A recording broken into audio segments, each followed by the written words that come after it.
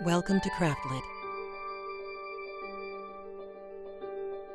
the podcast for crafters who love books. My name is Heather Ordover, and I'm podcasting from where the Delaware River meets the Old York Road, New Hope, Pennsylvania. Episode 559, Honeysuckle Road. This episode of Craftlit is brought to you by you. Thank you. Well, hello. How are you? I am well. I went on a walk yesterday morning, and as I turned down the road that I often walk, I was whacked in the face by smells.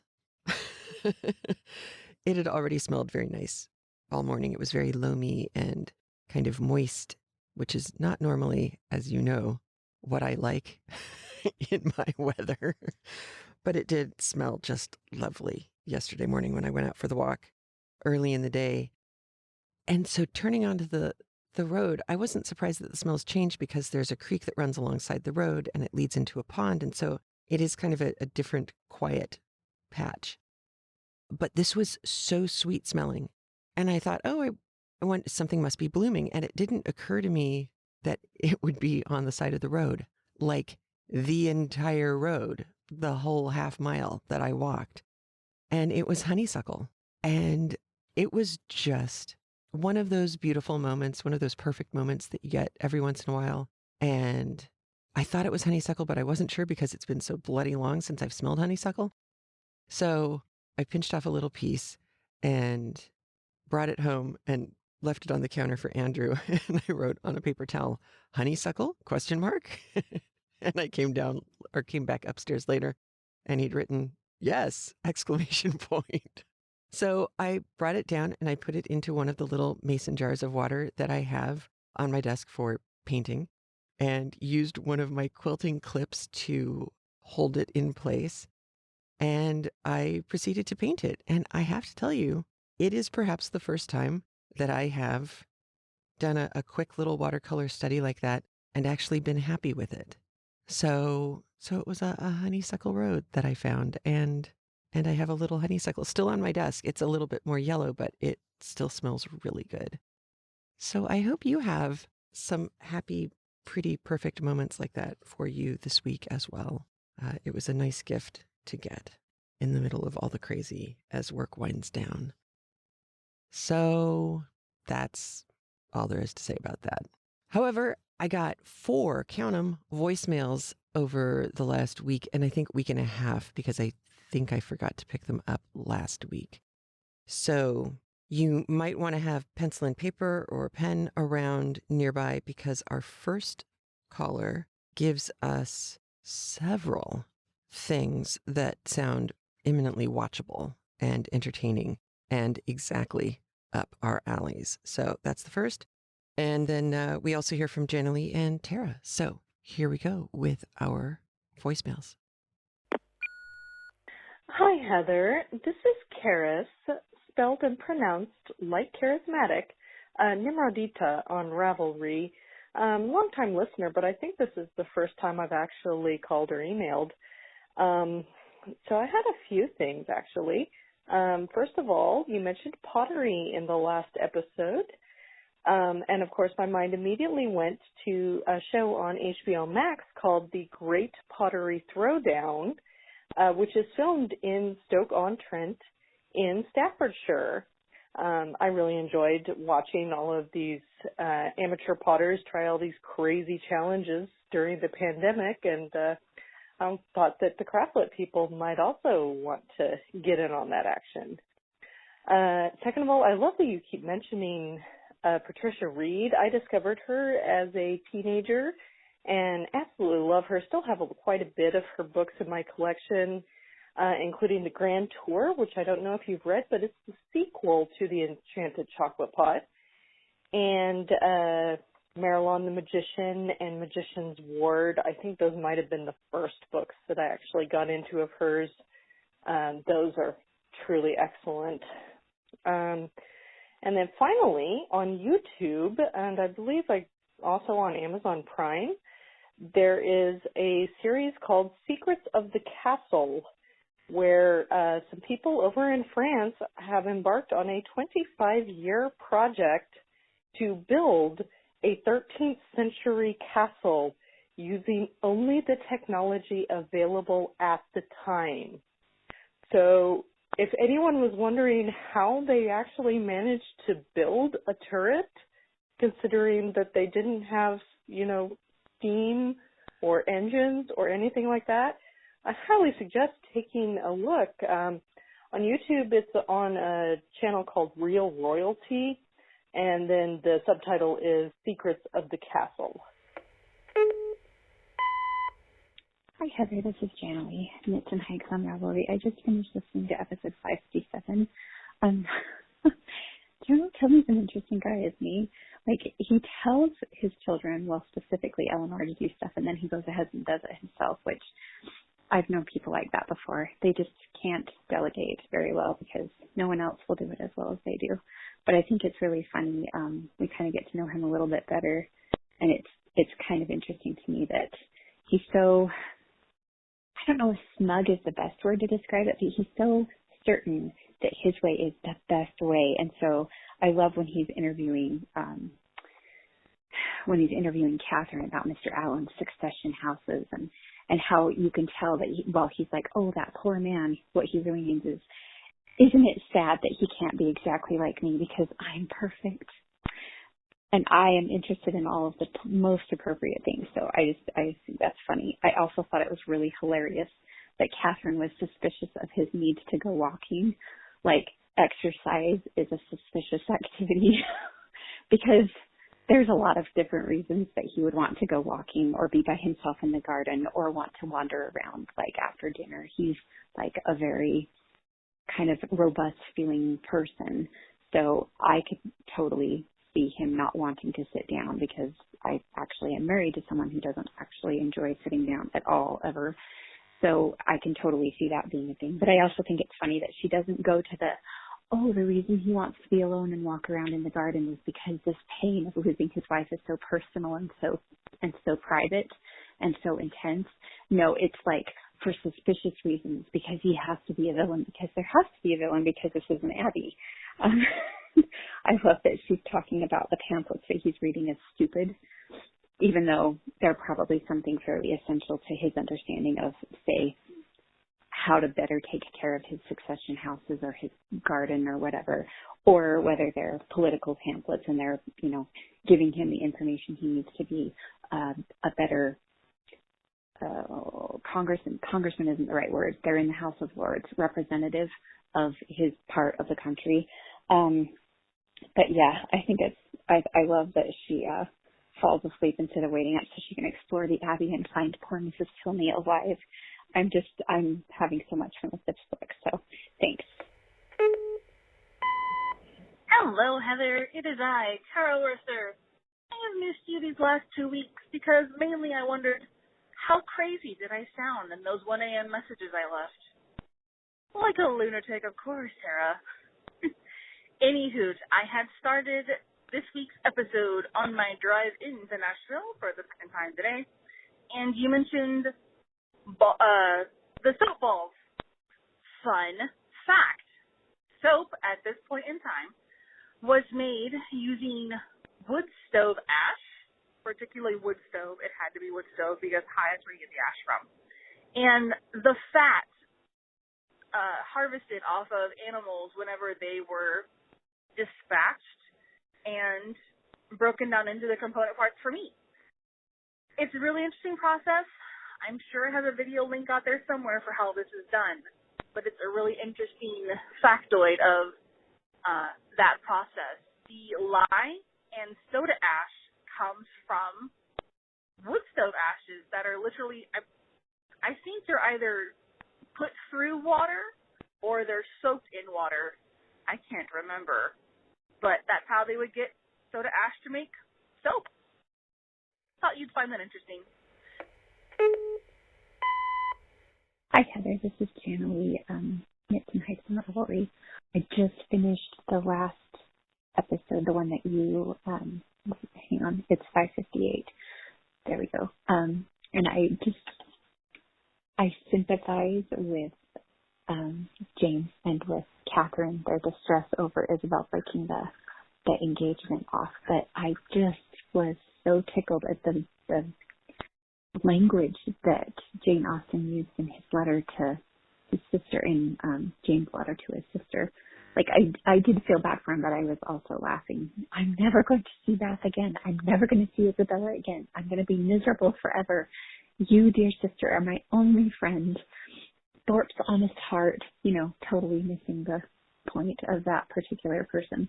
I never again expect to know such a woman. I don't know if that was the exact thing, but I just thought that was so funny. I'm never going to love again because I'll never meet someone as wonderful as she is.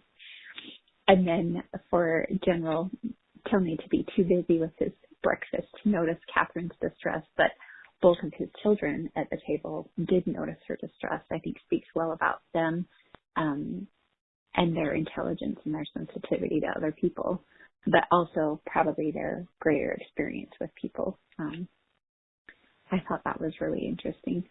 I am with Henry on his regards to his brother being actually engaged to Isabella. I wonder if she is jumping the gun just a little bit in expectation of his proposal when he hasn't actually said he will. But we'll wait and see. And either way, it will be an interesting next few chapters, right? All right, so things I will be watching. Check. The general being so sure of himself. Oh, generally, you're going to enjoy today's chapters. Soda Ash. Yes, thank you. Totally forgot. And I Shall Never Love Again. We get to hear more. Janalee, these next two chapters were designed for you. I am so excited. So, chapter information for you. Some phrases and terms that we are used to, and some that are idiomatic that I thought you might need to know. Disgust. Disgusting someone with something is more like distaste.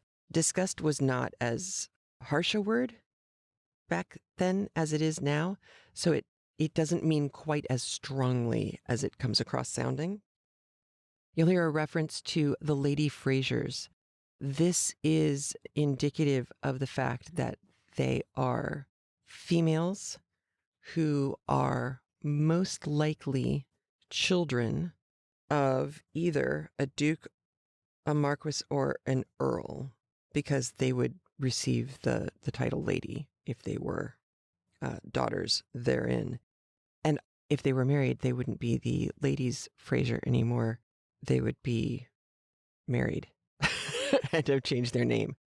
Their rank in society would have made them worthy companions or people of note for General Tilney to care about. So he is going to be the one who mentions them. Tilney will also mention that some worthy men in town, so these are not necessarily particularly wealthy people. He's obviously kind of the Lord of the Manor setup here. So he'd be the highest ranking person nearby. So if there was a club for men that he had access to, he would be the highest ranking person who would go there. But that doesn't mean that there wouldn't be other worthy gentlemen who are there as well. They just wouldn't be as wealthy as he is, or as high ranking militarily, or perhaps parliamentarily. So he talks about these worthy men have half a buck from Northanger twice a year. He's not talking about $1. He's talking about venison. And at the time, because so much of the island had been deforested, even by Jane Austen's time, the deer population had gone way down, and venison was a treat.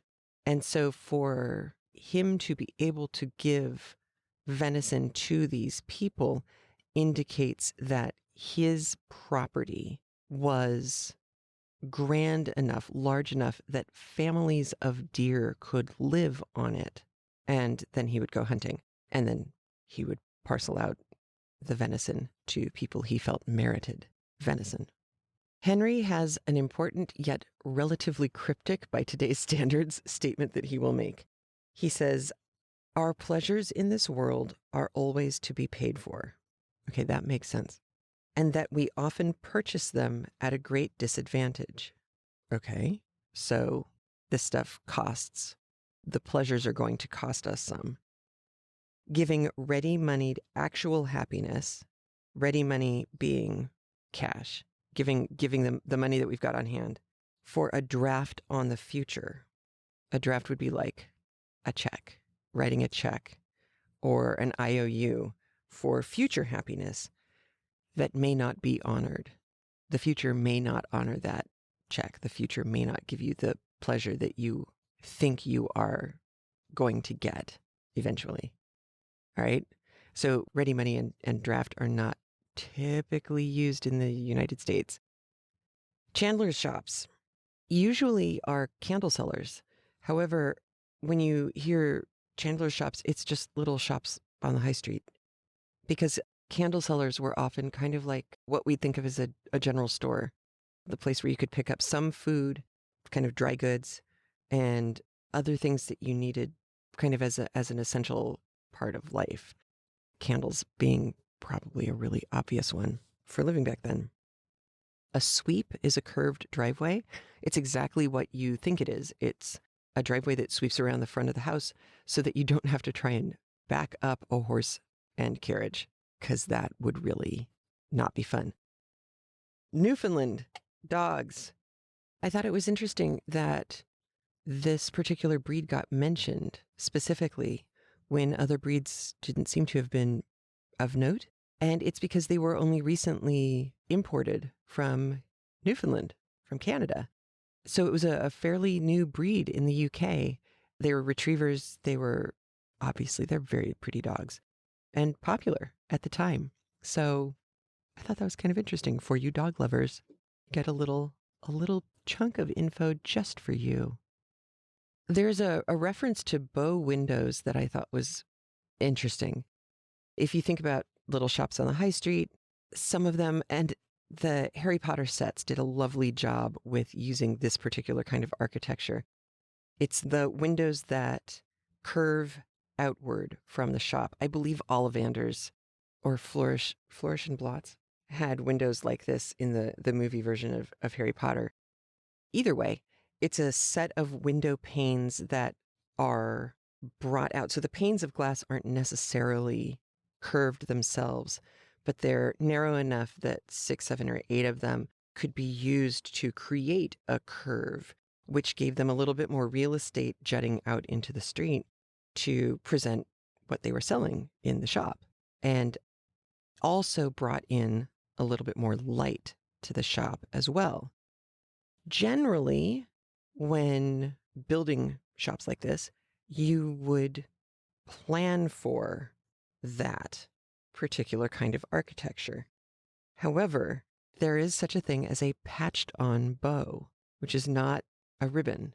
A patched on bow window is a bow window that is added to a storefront or a building front after the building was built flat. And so creating a way to add a bowed window to that could be a little tricky and often didn't look so good. So it's kind of a scornful comment about a patched on bow. You will hear a reference to Bath as being dusty. This is an interesting comment because Bath was one of the few cities at the time that had pretty much universally paved roads. So for Bath to be dusty, either the person saying it is lying or something really odd was going on. Last week I mentioned directions as being the address of the person to whom you are writing a letter. There is another part to that, which is if you are writing a letter to someone, the recipient pays for the postage. So if you don't want to hear from someone, you just refuse to pay postage and the letter gets returned. I suppose the modern equivalent is if you're trying to contact somebody who has blocked you on social media or texting or something like that, the only way you're going to get a hold of them is by getting somebody else to get a message to them. So that's the setup that you will be hearing in the second chapter today. I think we've come across this before, that theaters of the time actually up until, I think there are still some places that do this actually, now that I'm thinking about it. If you are talking about a 5-act play, if you came in after Act 3, during or after Act 3, you could come in half price. So for a show you'd already seen before, you could come in and catch the end for half price. Or, if you just wanted some cheap entertainment and you didn't really care because the play wasn't very good anyway, you could just come in and see the last half. And that would be fun and an inexpensive date. References to turbans. So in 1798, France invades Egypt. We know this. This is when the Sphinx lost its nose. This is that whole thing. It also created a fashion wave of turban loving for women. I am sure you have come across images of women in the kind of neoclassical dress that we see from this particular time period, also wearing turbans of different styles. It was in vogue at the time. All right, I believe you are armed and ready to listen to today's chapters. We have today chapter 26 and 27, or if you are looking at a 2-volume set, chapter 11 and chapter 12 of volume 2 of Northanger Abbey by Jane Austen, read for us by the fabulous Maya Daguerre. Here we go.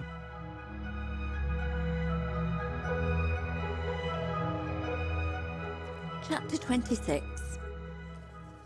From this time, the subject was frequently canvassed by the 3 young people, and Catherine found with some surprise that her 2 young friends were perfectly agreed in considering Isabella's want of consequence and fortune as likely to throw great difficulties in the way of her marrying their brother. Their persuasion that the General would, upon this ground alone, independent of the objection that might be raised against her character, oppose the connection, turned her feelings moreover with some alarm towards herself. She was as insignificant and perhaps as portionless as Isabella, and if the heir of the Tilney property had not grandeur and wealth enough in himself, at what point of interest were the demands of his younger brother to rest? The very painful reflections to which this thought led could only be dispersed by a dependence on the effect of that particular partiality which, as she was given to understand by his words as well as his actions, she had from the first been so fortunate as to excite in the General, and by the recollection of some most generous and disinterested sentiments on the subject of money, which she had more than once heard him utter, and which tempted her to think his disposition in such matters misunderstood by his children.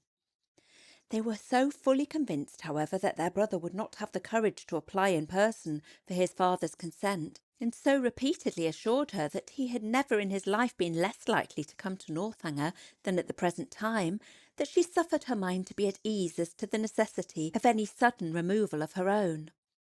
But as it was not to be supposed that Captain Tilney, whenever he made his application, would give his father any just idea of Isabella's conduct, it occurred to her as highly expedient that Henry should lay the whole business before him as it really was, enabling the General by that means to form a cool and impartial opinion, and prepare his objections on a fairer ground than inequality of situations.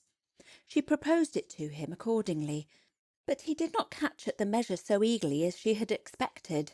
"No," said he, "my father's hands need not be strengthened, and Frederick's confession of folly need not be forestalled. He must tell his own story." "But he will only tell half of it." "A quarter would be enough." A day or 2 passed away, and brought no tidings of Captain Tilney. His brother and sister knew not what to think. Sometimes it appeared to them as if his silence would be the natural result of the suspected engagement, and at others that it was wholly incompatible with it. The General, meanwhile, though offended every morning by Frederick's remissness in writing, was free from any real anxiety about him, and had no more pressing solicitude than of making Miss Morland's time at Northanger pass pleasantly. He often expressed an uneasiness on this head, feared the sameness of everyday society and employment would disgust her with the place, wished the Lady Frasers had been in the country, talked every now and then of having a large party to dinner, and once or twice began even to calculate the number of young dancing people in the neighbourhood. But then it was such a dead time of year, no wildfowl, no game, and the Lady Frasers were not in the country. And it all ended at last in his telling Henry one morning that when he next went to Woodston, they would take him by surprise there some day or other and eat their mutton with him. Henry was greatly honoured and very happy, and Catherine was quite delighted with the scheme. "And when do you think, sir, I may look forward to this pleasure?" "I must be at Woodston on Monday to attend the parish meeting, and probably be obliged to stay 2 or 3 days." Well, we'll take our chance on one of those days. There's no need to fix. You're not to put yourself at all out of your way. Whatever you may happen to have in the house will be enough. I think I can answer for the young ladies, making allowance for a bachelor's table. Let me see. Monday will be a busy day with you. We'll not come on Monday. And Tuesday will be a busy one with me. I expect my surveyor from Brockham with his report in the morning. And afterwards I cannot in decency fail attending the club. I really could not face my acquaintance if I stayed away now. For as I am known to be in the country, it will be taken exceedingly amiss. And it's a rule with me, Miss Morland, never to give offence of any of my neighbours if a small sacrifice of time and attention can prevent it. They are a set of very worthy men. They have half a buck from Northanger twice a year. I dine with them wherever I can.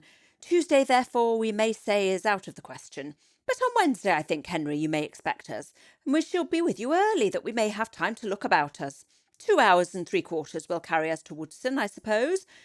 We shall be in the carriage by 10, so about 1:15 on Wednesday you may look for us. A ball itself could not have been more welcome to Catherine than this little excursion, so strong was her desire to be acquainted with Woodston, and her heart was still bounding with joy, when Henry, about an hour afterwards, came booted and great-coated into the room where she and Eleanor were sitting, and said, "I am come, young ladies, in a very moralising strain to observe that our pleasures in this world are always to be paid for, and that we often purchase them at great disadvantage, giving ready-moneyed actual happiness for a draught on the future that may not be honoured. Witness myself at this present hour, because I am to hope for the satisfaction of seeing you at Woodston on Wednesday, with bad weather or 20 other causes may prevent, I must go away directly 2 days before I intended it." "Go away?" said Catherine, with a very long face. "And why?" "Why? How can you ask the question? Because no time is to be lost in frightening my old housekeeper out of her wits. Because I must go and prepare a dinner for you, to be sure." "Oh, not seriously?" "Ay, and sadly too, for I'd much rather stay." "But how can you think of such a thing after what the General said, when he so particularly desired you not to give yourself any trouble, because anything would do?" Henry only smiled. "I am sure it's quite unnecessary upon your sister's account and mine. You know it to be so, and the General made such a point of your providing nothing extraordinary. Besides, if he had not said half as much as he did, he always has such an excellent dinner at home that sitting down to a middling one for one day could not signify. I wish I could reason like you, for his sake and my own. Good-bye. As tomorrow is Sunday, Eleanor, I shall not return." He went, and it being at any time a much simpler operation to Catherine to doubt her own judgment than Henry's, she was very soon obliged to give him credit from being right, however disagreeable to her his going. But the inexplicability of the General's conduct dwelt much on her thoughts. That he was very particular in his eating, she had, by her own unassisted observation, already discovered. But why should he say one thing so positively and mean another all the while? It was most unaccountable. How were people at that rate to be understood? Who but Henry could be aware of what his father was at? From Saturday to Wednesday, however, they were now to be without Henry. This was the sad finale of every reflection, and Captain Tilney's letter would certainly come in his absence, and Wednesday, she was very sure, would be wet. The past, present, and future were all equally in gloom. Her brother so unhappy, and her loss in Isabella so great, and Eleanor's spirits always affected by Henry's absence. What was there to interest or amuse her? She was tired of the woods and shrubberies, always so smooth and so dry, and the Abbey itself was no more to her now than any other house. The painful remembrance of the folly it had helped to nourish and perfect was the only emotion which could spring from a consideration of the building. What a revolution in her ideas! She who had so longed to be in an abbey, now there was nothing so charming to her imagination as the unpretending comfort of a well-connected parsonage, something like Fullerton, but better. Fullerton had its faults, but Woodston probably had none, if Wednesday should ever come. It did come, and exactly when it might be reasonably looked for. It came, it was fine, and Catherine trod on air. By 10 o'clock the chaise and four conveyed the two from the Abbey, and after an agreeable drive of almost 20 miles they entered Woodston, a large and populous village in a situation not unpleasant. Catherine was ashamed to say how pretty she thought it, as the General seemed to think an apology necessary for the flatness of the country and the size of the village. But in her heart she preferred it to any place she had ever been at, and looked with great admiration at every neat house above the rank of cottage, and all the little chandlers' shops they passed. At the further end of the village, and tolerably disengaged from the rest of it, stood the parsonage, a new-built substantial stone house, with its semicircular sweep and green gates, and as they drove up to the door, Henry, with the friends of his solitude, a large Newfoundland puppy and 2 or 3 terriers, was ready to receive and make much of them. Catherine's mind was too full as she entered the house for her to either observe or to say a great deal. Until called on by the General for her opinion of it, she had very little idea of the room in which she was sitting. Upon looking round it, then, she perceived in a moment that it was the most comfortable room in the world, but she was too guarded to say so, and the coldness of her praise disappointed him. "We are not calling it a good house," said he. "We're not comparing it with Fullerton and Northanger.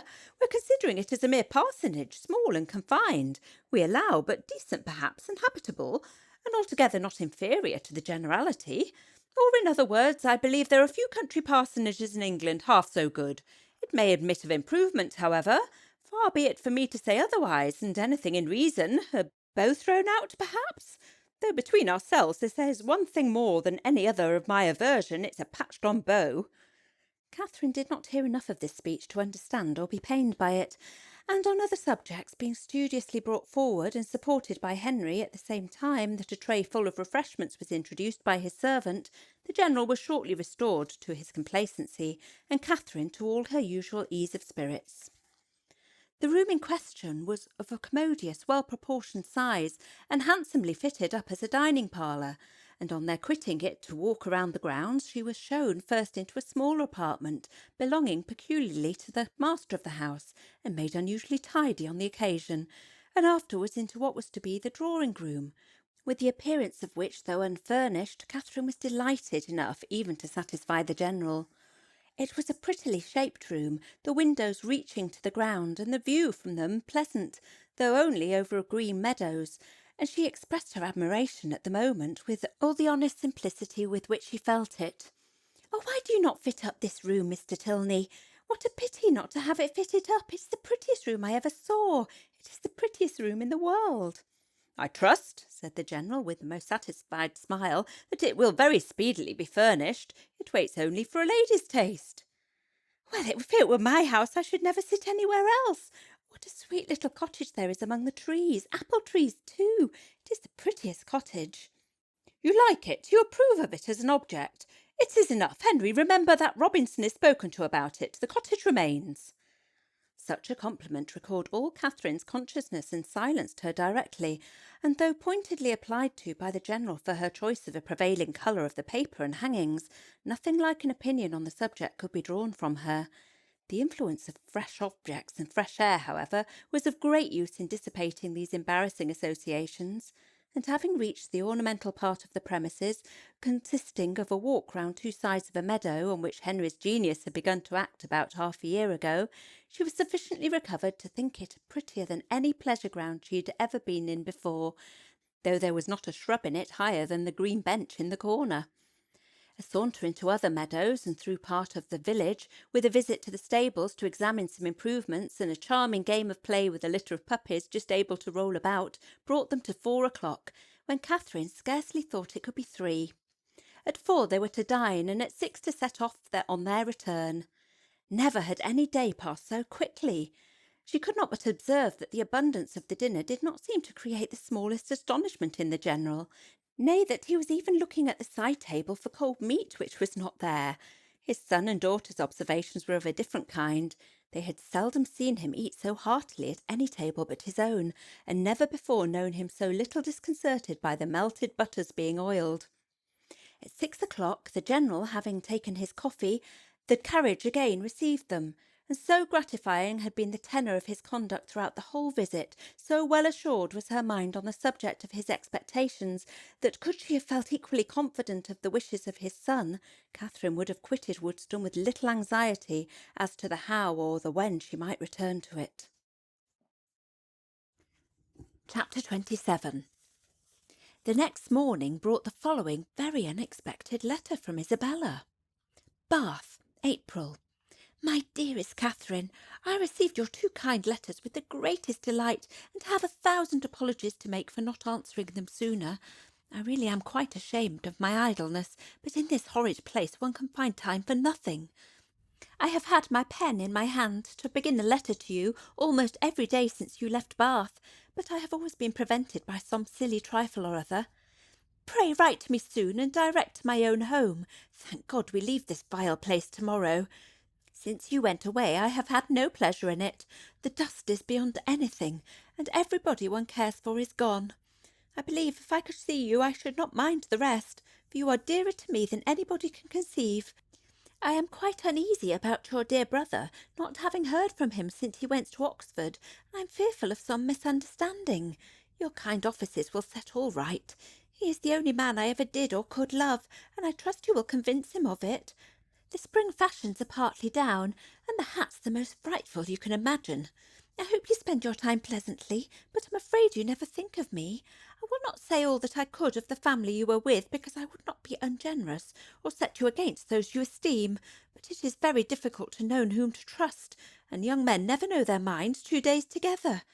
I rejoice to say that the young man, whom of all others I particularly abhor, has left Bath.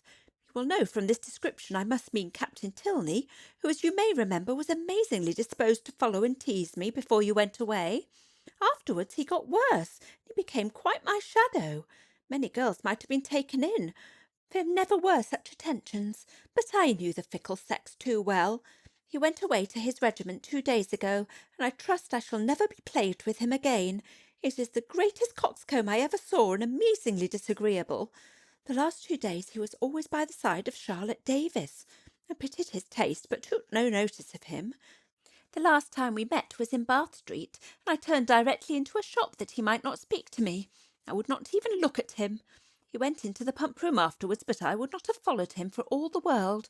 Such a contrast between him and your brother. Pray send me some news of the latter. I'm quite unhappy about him. He seemed so uncomfortable when he went away, with a cold or something that affected his spirits. I would write to him myself, but I have mislaid his direction, and, as I hinted above, I'm afraid he took something in my conduct amiss. Pray explain everything to his satisfaction, or if he still harbours any doubt, a line from himself to me, or a call at Putney when next in town, might set all to rights. I have not been to the rooms this age, nor to the play, except going last night with the Hodges for a frolic at half price. They teased me into it, and I was determined that they should not say I shut myself up because Tilney was gone. We happened to sit by the Mitchells, and they pretended to be quite surprised to see me out. I knew their spite. At one time they could not be civil to me, but now they are all friendship. I'm not such a fool as to be taken in by them, and you know I have pretty good spirit of my own. Anne Mitchell tried to put on a turban like mine as I wore it the week before at the concert, but made a wretched work of it. It happened to become my odd face, I believe. At least Tilney told me so at the time, and I say every eye was upon me. But he is the last man whose word I would take. I wear nothing but purple now. I know I look hideous in it, but no matter. It is your dear brother's favourite colour. Lose no time, my dearest and sweetest Catherine, in writing to him and to me, whomever I am, etc. Such a strain of shallow artifice could not impose even upon Catherine. Its inconsistencies, contradictions, and falsehoods struck her from the very first. She was ashamed of Isabella, and ashamed of ever having loved her. Her professions of attachment were now as disgusting as her excuses were empty, and her demands impudent. Write to James on her behalf? No, James should never hear Isabella's name mentioned by her again. On Henry's arrival from Woodston, she made known to him and Eleanor their brother's safety, congratulating them with sincerity on it, and reading aloud the most material passages of her letter with strong indignation. When she had finished it, "So much for Isabella," she cried. "For all our intimacy, she must think me an idiot, or she could not have written so. But perhaps this is served to make her character better known to me than mine is to her. I see what she has been about. She's a vain coquette, and her tricks have not answered. I do not believe she had ever any regard either for James or for me, and I wish I had never known her." "It will soon be as if you never had," said Henry. "There is but one thing I cannot understand. I see that she has had designs on Captain Tilney which have not succeeded, but I do not understand what Captain Tilney has been about all this time. Why should he pay her such attentions as to make her quarrel with my brother, and then fly off himself? I have very little to say for Frederick's motives, such as I believe them to have been. He has his vanities as well as Miss Thorpe, and the chief difference is that, having a stronger head, they have not yet injured himself. If the effect of his behaviour does not justify him with you, we had better not seek after the cause." "Then you do not suppose he ever really cared about her?" "I am persuaded that he never did." "And only made believe to do so for mischief's sake?" Henry bowed his assent. "Well, then, I must say that I do not like him at all. Though it has turned out so well for us, I do not like him at all. As it happens, there is no great harm done, because I do not think Isabella had any heart to lose, but I suppose he had made her very much in love with him." "But we must first suppose Isabella to have had a heart to lose, consequently to have been a very different creature, and in that case she would have met with very different treatment." "It is very right that you should stand by your brother, and if you would stand by yours, you would not be much distressed by the disappointment of Miss Thorpe.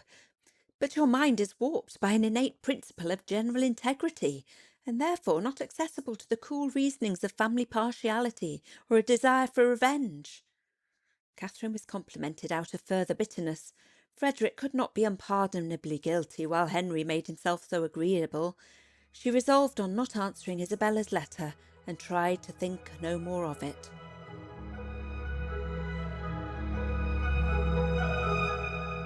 All right, we got to see where Henry lives. It's very new. It's so new that the drawing room hasn't even been finished yet. And we've heard from Isabella. I know, right? Wow. Just wow. Okay, so I'm going to go back to the beginning. Because in the beginning, Catherine is suffering from slowly starting to understand that if the feeling is that General Tilney won't really be happy with Frederick and Isabella being connected, and if it's because Isabella doesn't have enough money, then that causes a new problem for Catherine, because Catherine knows she doesn't probably have a whole lot of money. But this is interesting because most women of her age at this time would absolutely know what their dowry was going to be. And she has no clue. She just hasn't had a reason to care yet. And she is also not that kind of person, which is one of the things that makes her so attractive, obviously, to Henry. However, there's another Henry wrinkle here. If Isabella's money isn't enough for Frederick, Frederick's going to inherit the bulk of the estate, of his father's estate. Henry's definitely going to be inheriting less. So if Isabella financially isn't good enough for Frederick, how much less good will Catherine be for Henry? So that's where we start out with chapter 26. That's kind of the place where Catherine's mind is at. And Janalee, I hope you enjoyed General Tilney in today's chapters. Oh my gosh, when they're deciding what day to go visit Henry, and it starts with, well, we'll just surprise you. I'm sure it won't be a problem, down to, oh, but I can't do it that day. Oh, no, I can't do that. Well, and I can't do it. It has nothing to do with what's good for Henry. It's only the general. And he is so not self-aware. He is a lusciously written character. He's a lot of fun, especially in these chapters. And then when they're touring Henry's house, and the general seems to care so much about what Catherine says and take it to heart when she doesn't have anything to say about a room, as though it's a slight upon him, it's insulting to him. And of course, in some ways it would be, because we know him well enough now to know that if this house has been built by him, it has been built by him. He has made all the decisions. Henry has not made any. In fact, I'm fairly certain that in a situation like this, one of the reasons that the drawing room hasn't been fitted out with furniture or anything yet is because Henry is a bachelor, and therefore Henry has no need of a drawing room at this point in life. He does have need of a dining room, which is where he met his guests to begin with. And so the general would, of course, have said, well, we'll fit this up first because this is the only room you're really going to need to occupy. But then when Catherine goes into the drawing room and sees this view and the windows and these lovely, they aren't necessarily French windows, that, French doors that are also windows. They could have been, but the fact that it's floor to ceiling windows really indicates that the view is worth it. And so for her to love this view so much and be expressive about it, and then mention the apple trees and this pretty cottage, General Tilney's response is, "You like it? You approve it as an object." It is enough, period. That's all he needed. He just needed to know that she approved of this. That's fine. And then says, "Henry, remember that Robinson has spoken to about it. The cottage remains." Robinson may have been the architect or the landscape architect for the property. The cottage may be one of those follies that were built at the time. It may have been an actual craftsman cottage as well, but chances are it was a cottage that was put there to be picturesque. And so when he says, you remember Robin is spoken to about it, meaning General Tilney had probably talked to Robinson about having it removed. But now that Catherine approves of it, it remains. So there it is. It's also interesting that he calls him Robinson, because if he were of a particularly lower rank or lower class, he would have been called by his first name. If he had been of a high enough class, he would have been referred to as a Mr. or military title, Robinson. But in this case, he's a respected professional, and so he merits being called by his last name, which I'm re-listening to all of the Amelia Peabody books. So of course, all I can think of is Peabody, because Barbara Rosenblatt as a reader, I'm just going to go on Audible now for the next, probably it's going to take a year, and anything Barbara Rosenblatt has read and recorded, I'm just going to listen to. If you haven't had the pleasure of listening to Barbara Rosenblatt read an Amelia Peabody mystery, I highly recommend that you do. Just like the reader who did, let's see, what were some of the other ones that I've mentioned over the last pandemic year? CUPS, the Corporation for Ultrahuman Protection. The reader who read that book did a spectacular job. The guy who read the Bob books, We Are Legion, We Are Bob, he also does an extraordinary job of voicing 40 different characters easily, including Riker from Next Generation, Star Trek The Next Generation, dead on Riker, and a dead on Admiral Akbar from Star Wars A New Hope. And the woman who reads the St. Mary's, the Chronicles of St. Mary's, the time-traveling historian books, which are very funny, but also very, very well read. The performances are just spectacular. And then my other new favorite, Kabna, who reads the Rivers of London series, he also does a remarkable job with voices. And I have to tell you, at the end of one of the, I don't remember which one, but at the end of one of the Amelia Peabody's stories, Elizabeth Peters, which is a nom de plume, she and Barbara Rosenblatt were interviewed by Recorded Books. And I think this would have been in 98 or 99 when they recorded this interview. And it is very funny to hear both of them because they are so American. Barbara Rosenblatt sounds like either she's like Brenda Vaccaro and she was born with a voice that sounds like she smoked 2 or 3 packs a day from birth on, or she did or does, because she has this marvelous raspy voice, but clearly has a Julie Andrews range because she can go very high and believable and hold it, and very low as well, as she does when she reads Emerson. last name only, and Peabody, last name only, which is why I got off on this kick.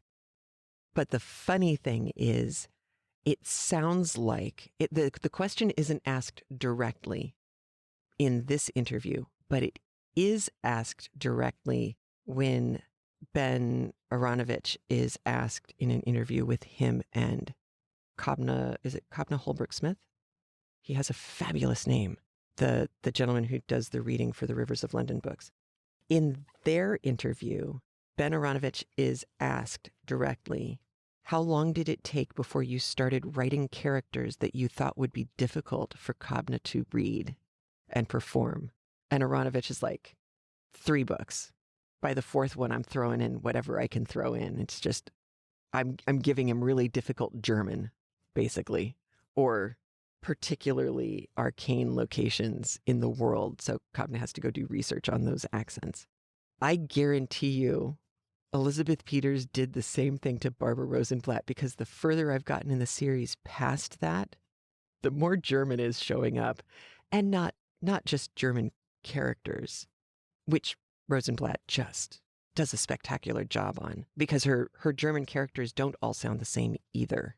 She's got different accents from different parts of Germany, which is just stunning.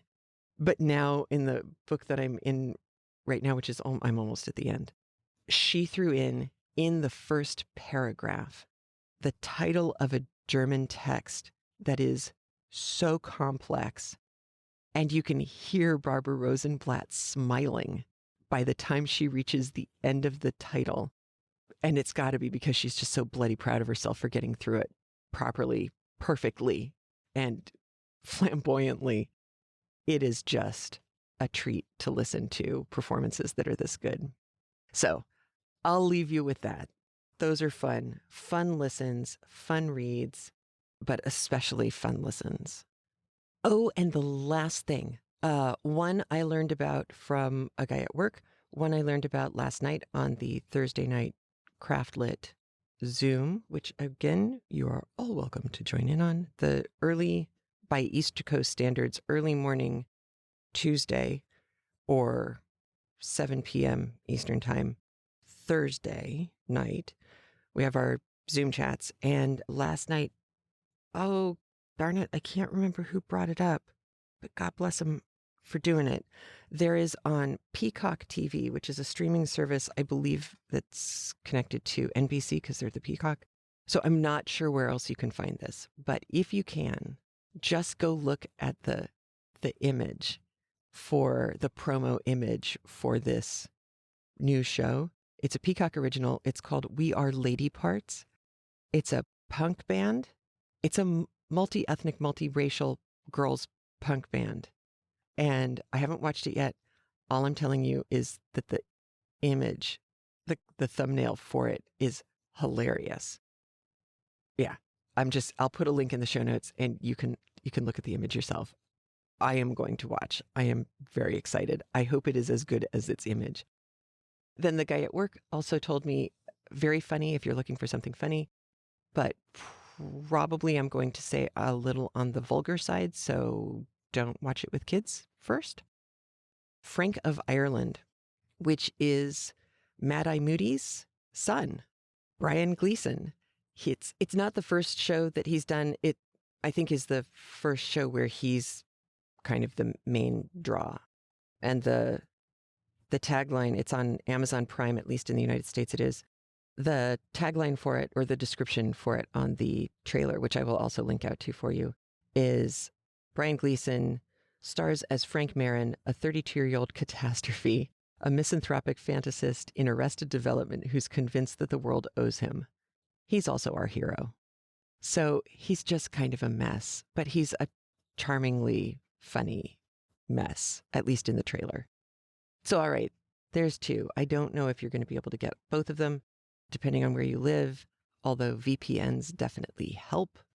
I know I have moved myself by VPN to the UK on more than one occasion to be able to see something that is only available in the UK.